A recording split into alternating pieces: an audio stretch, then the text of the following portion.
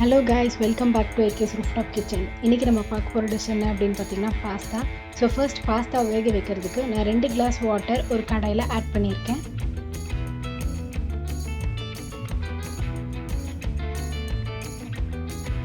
அது கூட ஒரு 1 டேபிள்ஸ்பூன் அளவுக்கு ஆயில் ஆட் பண்ணிக்கோங்க.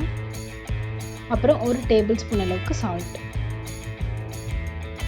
எதுக்கு நம்ம ஆயில் ஆட் பண்றோம்னா அப்பதான் பாஸ்தா நல்லா உதிரியா நமக்கு கிடைக்கும்.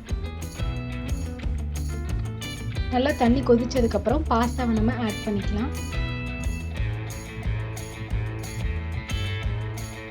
ஒரு 5 to 10 minutes அளவுக்கு பாஸ்தா வெந்தாலே போதும்.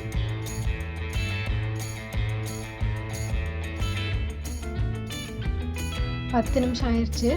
பாஸ்தா நல்லா உதிரியா வெந்துருச்சு.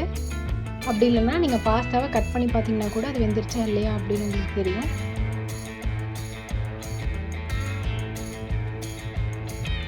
நம்ம இப்போ பாஸ்தாவை கம்ப்ளீட்டாக ட்ரெயின் பண்ணி எடுத்து வச்சுக்கலாம்.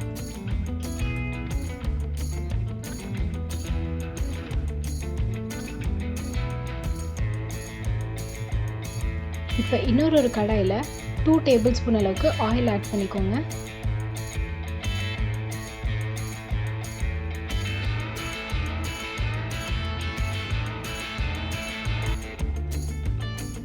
அப்புறம் ஒரு 2 கிரீன் சில்லி,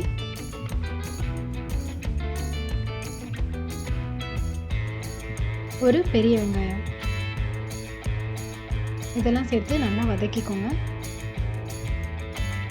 வெங்காயம் நல்லா வதங்கினதுக்கப்புறம் இது கூட 1 டீஸ்பூன் அளவுக்கு டர்மரிக் பவுடர்,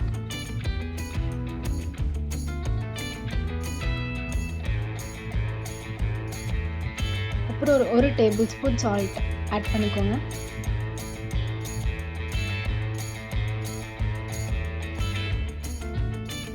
அப்புறம் 2 tablespoon ginger garlic paste add பண்ணிக்கலாம். நல்லா பச்சை வாசனை போகிற வரைக்கும் வதக்கிக்கோங்க.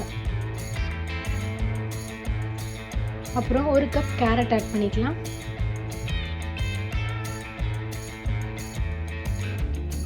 கேரட் நல்லா வெந்ததுக்கப்புறம் நான் ஒரு தக்காளி அரைச்சி வச்சுருக்கேன், அதையும் இது கூட சேர்த்துக்கிறேன்.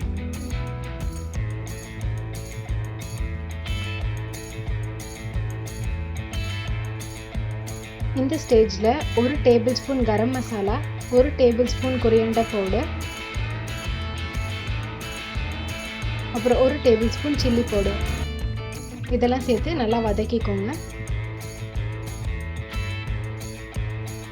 நல்லா வதக்கினதுக்கப்புறம் நம்ம வடிகட்டி வச்சுருக்க அந்த பாஸ்தாவை இது கூட இப்போ ஆட் பண்ணிக்கலாம். நல்லா மசாலாவோட மிக்ஸ் ஆகிற மாதிரி பாஸ்தாவை கலந்து விட்டுக்கோங்க. ஒரு 5 minutes நீங்கள் நல்லா சாட் பண்ணிங்க அப்படின்னா அவ்வளோதான், பாஸ்தா ரெடி ஆயிடும்.